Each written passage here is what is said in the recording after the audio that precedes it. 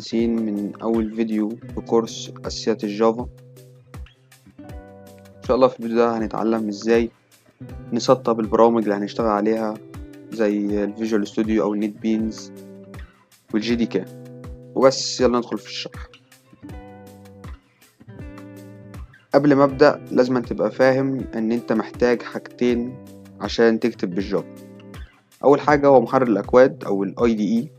ال IDE ده ممكن يبقى نت بينز، فيجوال ستوديو، أي برنامج محرر أكواد.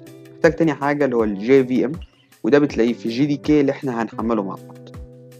طبعا شرحنا حوار الجي دي كي والكلام ده كله على جروب الفيس، فلو انت مش هناك هتلاقي اللينك في اول تعليق، فانضم لينا.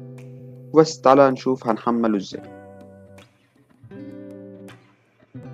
هتخش على جوجل، هتكتب داونلود جي دي كي فور جافا، تدخل على اول موقع هو اوركل، هو الموقع او اوركل الشركة المالكة لجافا، وهنا هتسطب منها الجي دي كي. طيب ازاي تسطب الجي دي كي؟ انا معايا لما جيت احمل الجي دي كي 22 او النسخه رقم 22 ما اشتغلتش معايا، فحملت النسخه 21 واشتغلت. طيب ازاي هتعرف انها هتشتغل ولا لا؟ لما تيجي تستعملها سواء في النت بينز او في الفيجوال ستوديو هتلاقي ان في ايرور طلع لك، ومنه لو ما تقراه هتفهم ان الجي دي كي اللي انت محمله مش نافع او مش مناسب للجهاز بتاعك. فانا حملت جي دي كي 21. تنزل تحت، تخش على ويندوز وتدوس على 64 انستولر، تدوس على اللينك هتلاقيها بتتحمل معاك. ده جي دي كي، طبعا حمله قبل كده فمش هحمله تاني. ده جي دي كي.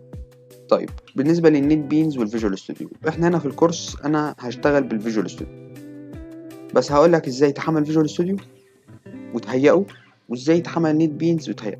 افتح تاب جديده واكتب نت بينز داونلود، خش على اول رابط، دوس على اول داونلود تظهر لك، هتدوس عليها هيدخلك على الصفحه دي، هتدوس على الرابط ده وتدوس على اول رابط تلاقيه بيتحمل معاك. تعالى نشوف الفيجوال ستوديو نحمله ازاي. نفتح تاب جديدة ونكتب فيجوال ستوديو،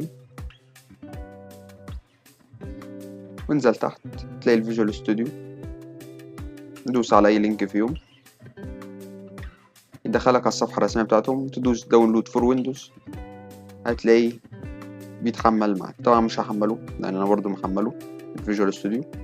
اول لما تفتح الفيجوال ستوديو هيطلب منك شوية اعدادات زي مثلا السيم، سيان لايت او دارك، وشوية حاجات بديهية تسيبها أو تعملها براحتك. المهم اللي في الآخر هيظهر لك الشكل ده. فيجوال ستوديو لازم أنت اللي تعمل الفولدر اللي أنت هتشتغل عليه، فخلينا نروح نعمل فولدر. دخلت عندي في أي مكان في الجهاز وتدوس كنترول شيفت ان، يعمل لك فولدر جديد تسميه اللي أنت عايزه. سميه مثلا جافا براحتك. أنت دلوقتي عملت ملف، هتسحبه كده على ملف الجافا، تعمل له سيبه هنا، هتلاقيه ظهر معاك. ده الملف بتاعك. جوه الملف تقدر تضيف فايل تسميه اندكس مثلا، تسميه اي حاجه دوت جافا عشان تعرفوا ان ده ملف جافا، وتدوس انتر الملف يشتغل معاك وتقدر تشتغل براحتك بالجافا.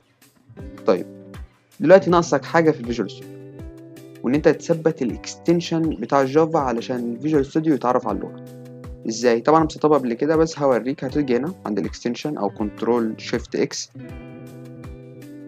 هيظهر لك على الجنب ده، نكبر كده كل الاكستنشن الموجوده في فيجوال ستوديو. هتيجي هنا تكتب جافا، يبقى يحمل كل دول لغايه هنا. يبقى انت كده عرفت الجافا على الفيجوال ستوديو، ومتقلقش الجي دي كي هيشتغل معاك وكل حاجه زي الفل. ده بالنسبه للفيجوال ستوديو. تعالى بقى نخش على النت بينز. النت بينز لما هيتحمل معاك بالمنظر ده. دوس عليه دبل كليك، لو هيظهر لك رساله دوس يس، تستنى شويه لغايه لما يعمل انستول.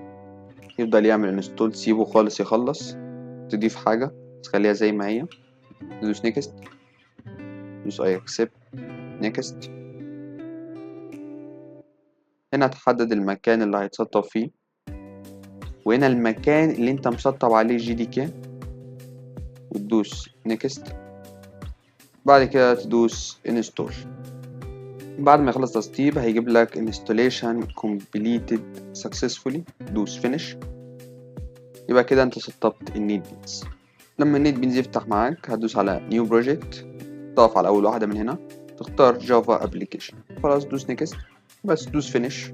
استنى هو بيبلد البروجكت. اول ما يعمل بيلد البروجكت هيظهر لك بالمنظر ده، هيجيب لك الباكج الاساسيه بتاعتك والبابليك كلاس والبابليك ستاتيك فويد اللي هي المين، يعني المين ميثود، وجوه system.out.print او هنا المكان اللي احنا هنكتب فيه الاكواد ان شاء الله. وبس. اشوفكم في فيديو جديد.